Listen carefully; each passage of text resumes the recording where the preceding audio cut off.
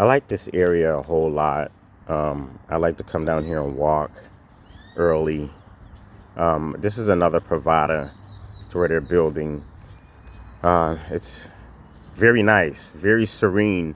A lot of these providers are surrounded by, like, for not necessarily forest, but like a lot of vegetation, and you can hear early,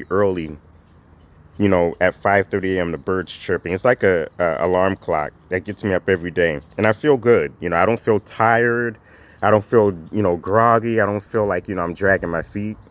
So this place is definitely lovely, lovely. This is Kun Kao, and so yes, I am going on another early walk, and this is the order on. So today we are going to talk about one of my biggest mistakes that I did as I was transitioning is exchanging pesos to dollars and coming to Merida. So I left out of LAX, and I brought a few $1,000s in dollars, and I made the brutal mistake of going to the airport to change pesos because it was right there. I felt like it was convenient, and so I said, why not? Why not get it done? And so I gave them about $3,400, and they gave me back about $2,600 worth of spending power in pesos or what have you, and that's literally $800 deduction. So what you don't do is do not go to the airport to exchange pesos. And once I got to Merida, there was a place in a mall that pretty much, will exchange your money for just a few bucks. So before I left, I was told that, I could, buenos dias. I was pretty much told that, MoneyGram is the best way. Like, you can MoneyGram somebody or have somebody MoneyGram you. And that is an app that works. But whatever you do not go to the airport, and, make that exchange. You will lose a significant amount of money. That's a great mistake that you don't want to do. Another thing that you have to be, concerned about when moving is startup expenses, like moving expenses. Like, there's a lot of expenses that I had to incur. Luckily, my place came furnished already, but I have a budget set aside in case you need to buy furniture, couches, beds. You want to set aside money, to make sure, if your place doesn't have a proper stove, possibly buying a stove. You may want to look into fumigation because a lot of the places that you may enter in, if you're renting or if you're buying a place, you want to make sure it's fumigated before you get there. And then they'll say it's fumigated, but then you'll start seeing ants and all sorts of insects just creeping and crawling in. Do a thorough inspection of the place. Make sure the entry and exit areas to your place are sealed. And these are all pretty much things you can do yourself. But to get a good fumigator out here isn't expensive. Possibly between 30 and maybe $80. You can get a good fumigator, good exterminator, and you'll have him come out regularly because it rains so much here, especially with the external fumigation. He's gonna have to come out to do the external one probably every 2-3 months, just to make sure that the insects don't build new nests or whatever. This is if you're renting a home or gonna own a home. But then again, you could check with your landlord to see if your landlord's gonna, take care of that for you. Most likely, you should look into, handling it yourself. Another thing that, I had to take care of was internet. You want high-speed internet. And even that, you have to be able to communicate with, the phone companies or whoever's going to be your internet provider. This is why language is what we're going to get into.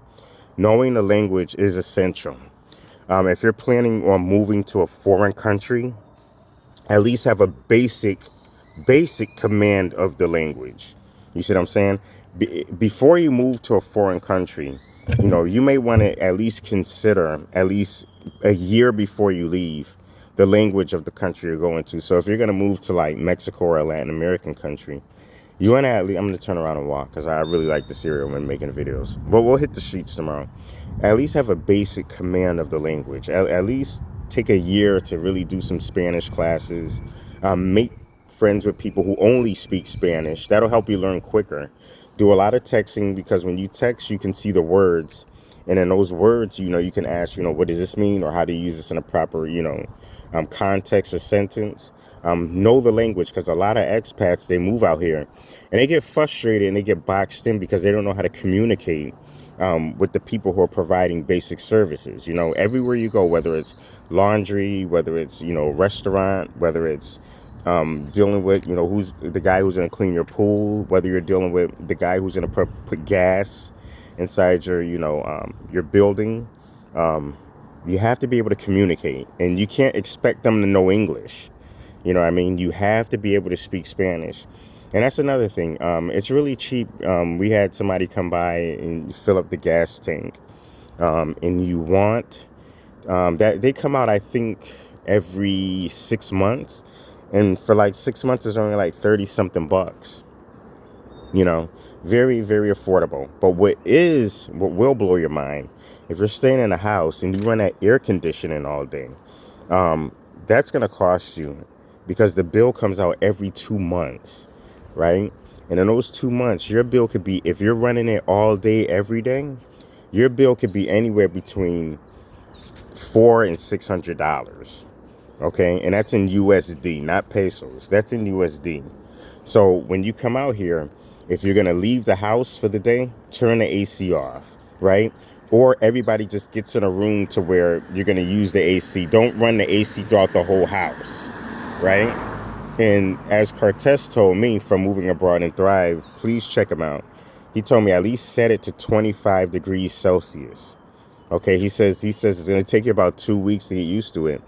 And it didn't even take me 2 weeks. The thing is, I set my AC to 25 degrees Celsius, and it's so humid outside.